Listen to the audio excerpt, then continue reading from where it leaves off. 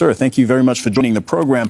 First of all, your reaction to the government deciding to ban rallies just as your supporters were taking to the streets. Well, just to give you the background, the Supreme Court asked the President of Pakistan to fix an election date. That date is fixed for the 30th of April, so which means 50 days left. So my party decided to do an open our election campaign by a rally in Lahore today. The police had given us permission. They had approved the route of the rally. And suddenly this morning, the permission was taken away, but not just taken away. We had these heavy contingents of police, and these people coming to attend a peaceful rally were hit with tear gas shells, water cannon with some chemical in it, which people are still recovering from. And then police just charging these protesters, breaking their cars, and so many people got injured. But one, Bilal, this guy was killed in police custody. How do you interpret what you're describing as this government back and forth on the rules about holding a rally? Well, the issue is that the government, all the 12 parties sitting in government and their backers, they're petrified of elections. Because so far, in the last 8 months, out of the 37 by-elections, my party has won 30 out of them. So they're petrified of general elections. They did not want the general elections. We went into the Supreme Court, and the Supreme Court then decided to hold elections, and this date of 30th April was announced by the president. So we were just going according to our schedule to start our election campaign.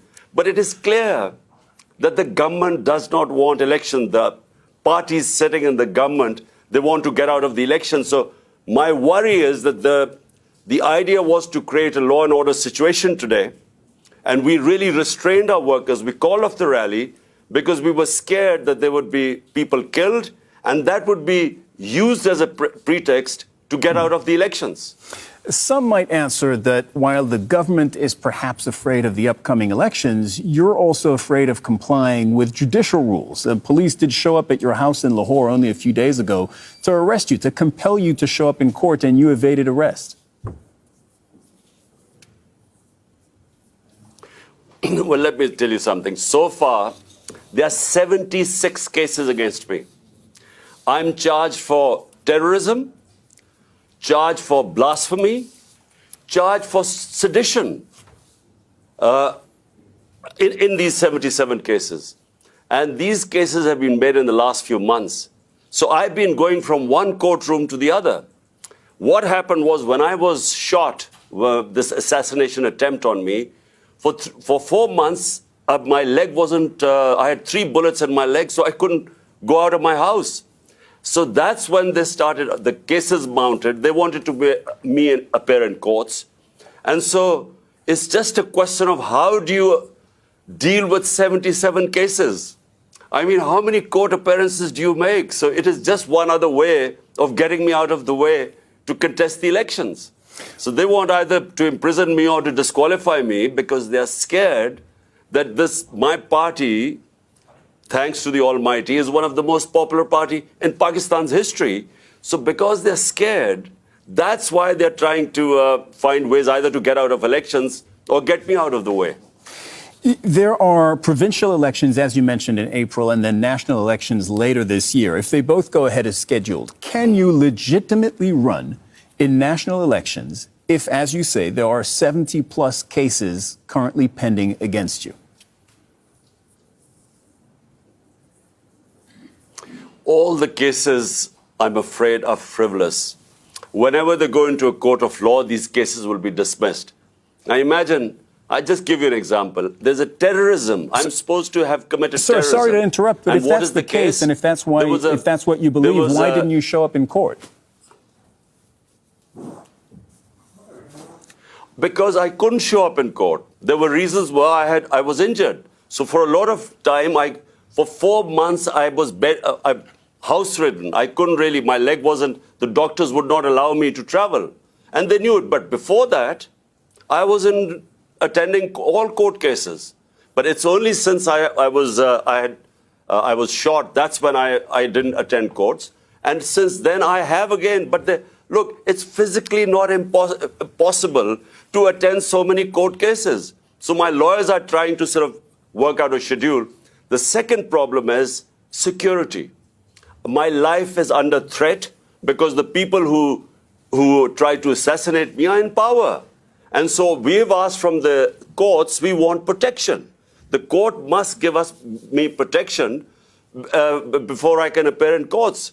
Because, I repeat, the people who I have nominated in my assassination attempt are sitting in power. Right. And just for our viewers, I want to make clear that they deny that, including the Prime Minister, who said he has nothing to do with the shooting against you late last year. How do you see the rest of this year playing out for you with these two elections coming up? Well, you know, the biggest concern right now for my political party is to protect me, because there's a serious threat to my life. And the reason is, I repeat, that these people sitting in power are petrified of losing the elections, which they will, which is why they don't want elections. So the question is, how do I campaign and yet have a secure enough environment? Question is, how do I go to these courts? I made 3 court appearances, and unfortunately, there was just no protection there. That's why we've approached the court and said, look, there must be some police protection. But the problem is, the people who are supposed to protect me are the ones who are trying to kill me. But what's your plan for this year? Is it win elections and then ride it back into office and into power in Islamabad? Well, the elections, national elections, are scheduled for October. But because we were in power in 2 of the 4 provinces, we dissolved our assemblies here.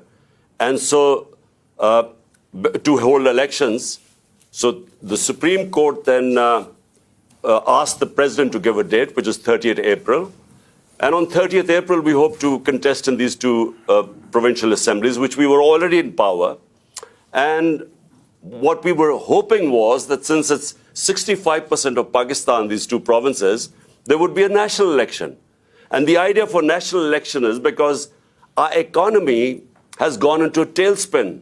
Pakistan is facing the worst economic crisis in its history. So the idea was to hold elections, which would then bring political stability and which would then bring economic stability. So this is really why we went for elections in our 2 provinces. Imran Khan, former Prime Minister of Pakistan, thank you very much for coming on the program today.